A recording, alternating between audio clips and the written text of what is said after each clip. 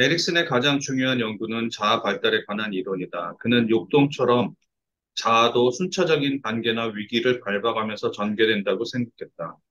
기본적 신뢰감 대 기본적 불신, 자율성 대 수치감과 회의, 솔선성 대 죄의식, 근면성 대 열등감, 정체감 대 역할 혼미, 친밀감 대 고립, 생산성 대 침체, 통합성 대 절망. 각각의 자아 발달 단계는 욕동이 성숙해가는 리비도적 단계에 상응하며 동시에 그와 변증법적 관계에 놓이게 된다. 예를 들면 아동이 신뢰 대 불신 사이에 갈등하는 시기는 프로이트의 구순기에 해당된다. 젖을 먹고 노는 리비도적 쾌락은 아동에게 외부 세계에 대한 위기를 촉발시킬 수 있다. 외부의 공급은 믿을 만한가 아니면 위험한가? 세계는 느긋하고 편안하게 지낼 수 있는 곳인가? 에릭스는 심리성적 요소인 구강 리비도 개념이 유아기에 걸쳐 전개된다고 보았다. 그리고 이 개념을 중심으로 복잡한 주관성 이론을 세웠다. 그는 유아를 세계에 적응해 가려고 노력하는 존재로 타인과의 관계 속에 자기라는 중심 감각을 가지고 문제를 해결하려고 애쓰는 존재로 그리고 자신의 세계에서 자아의 성장을 이룰 수 있는 위치를 찾으려고 애쓰는 존재로 보았다.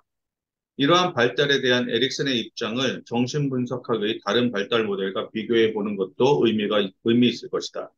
예를 들어 좋은 족가슴과 나쁜 족가슴이라는 양극으로 구성된 클라인의 편집 분열적 자리는 에릭슨의 자아 발달 단계의 첫 단계에서 드러나는 것과 동일한 문제를 보여주고 있다. 클라인은 리비도와 공격성 사이에 본능적 갈등에서 좋고 나쁨이 시작된다고 본다. 에릭슨은 아이와 양육자 사이의 상호작용이 성공적이냐 아니냐에 따라 신뢰와 불신이 형성된다고 보았다. 위니카스에게 있어서 아동을 안아주는 환경은 어머니의 성격과 정신 역동에 의해 결정되며 그 환경의 질에 따라 아동이 참 자기를 발달시킬지 거짓 자기를 발달시킬지가 결정된다. 이와 비슷하게 설리반도 아이를 돌보는 어머니가 불안한가 아닌가에 따라 아이가 좋음과 나쁨을 경험하게 된다고 했다. 에릭슨에게 어머니는 안전과 위험, 쾌감과 억제, 만족과 좌절을 결정하는 삶으로 가는 문화적 통로이자 삶의 표상이다. 따라서 에릭슨은 아이가 태어난 문화권의 가치관과 요구를 따라 아이의 양육 방식이 결정되며 그 양육 방식에 따라 아기의 경험과 정체성이 형성된다고 보았다. 다양한 정신분석학마다 각각 다른 용어로 발달 이론을 세우고 있죠. 발달에 대한 설명들을 여러 가지로 하고 있는데 어쩌면 우리가 발달하는 과정을 우리 인간이 태어나서 성숙하는 과정을 어떻게 이해할 것인가 하는 쪽에서 프로이드가 심리 성적 사이코섹슈얼한 쪽에서 봤다고 한다면 사회적 문화적인 측면을 좀 더 강조해서 이해하려고 하는 게 에릭슨의 태도죠. 근데 이런 것들이 어떤 면에서는 크게 봐서는 네이처 앤드 너처의 관계가 이 속에 포함되어 있죠. 우리가 타고난 부분과 그리고 후천적으로 문화적이나 사회적 영향을 받는 부분. 우리 인간은 모두가 이 두 가지 측면에서 이 영향을 받고 우리 인격 형성 과정에서 우리가 사람으로서 성장하는 과정 속에서는 태어날 때 우리가 이미 가지고 있는 어떤 우리 안에 이미 존재하고 있는 여러 어떤 기능이나 혹은 욕동이나 본능적인 요소, 누가 가르쳐서가 아니라 이미 태어난 아이는 태어나면서부터 여러 모습으로 자기를 드러내고 있죠. 이 세상에 오면서 어, 불편하면 아이가 울기 시작하고 조금 지나면 기분이 좋아지면 웃기 시작하면서 사회와 그러니까 그 당시에 대상과 접촉하면서 아이는 자기의 모습을 드러내는데 이 설명하기 굉장히 어려워요. 아이가 태어난 모습을 그대로 대상에 보이는 것이냐 아니면 대상과의 관계에서 이미 영향을 받으면서 아이가 성장하고 있는 것이냐 어느 한쪽으로만 보기는 굉장히 어려운 거겠죠. 그래서 정신분석 이론들이 설명할 때 타고난 부분, 심리, 특히 프로이드 같으면 심리 성적인 요소를 강조하고 있는데 에릭 에릭슨 자체가 정신분석학자예요.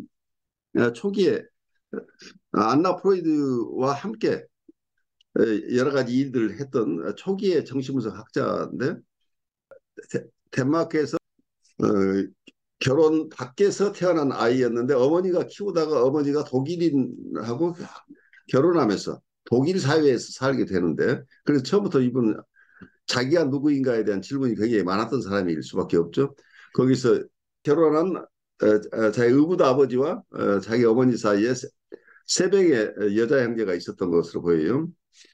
근데 이게 해프 시스터라고 얘기를 하죠. 미국식으로 얘기하면. 근데 그 속에서 이렇게 자라면서 이분이 원래 주이시였는데 외양은 완전히 북구인처럼 생겼던 모양이에요.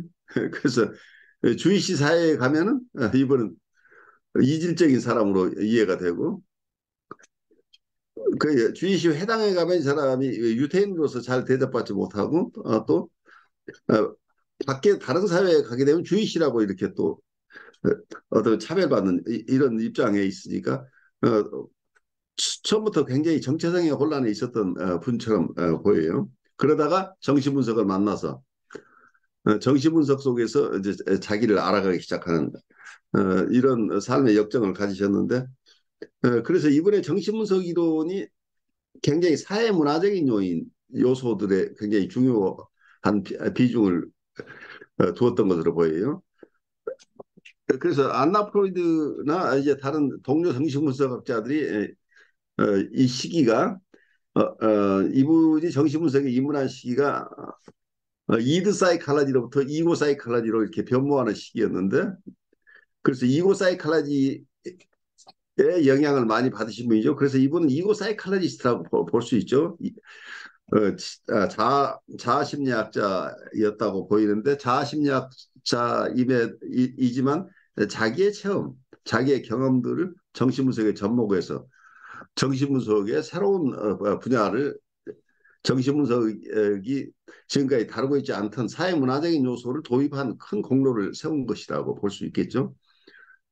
그런데 이분은 미국에 가서 미국에서 또 저명한 인류학자들과 교류하면서 그분들의 영향을 받으면서 여러 인류학적인 어떤 통찰이나 이런 부분들, 인류학적인 통찰에서 자기가 스스로 얻은 것들을 지금까지 본인이 개발해온 여러 가지 정신분석적인 이론과 이렇게 접목시키면서 정신분석의 틀을 벗어났다고 얘기할 수 있을 만큼 다양한 것을 자기 안에 발달시켰던 자기 이론 속에 포함시켰던 것으로 보여요. 그래서 에릭 에릭스를 정신분석학자라고 잘 이해하는 분보다는 어떤 정체성 발달 이론을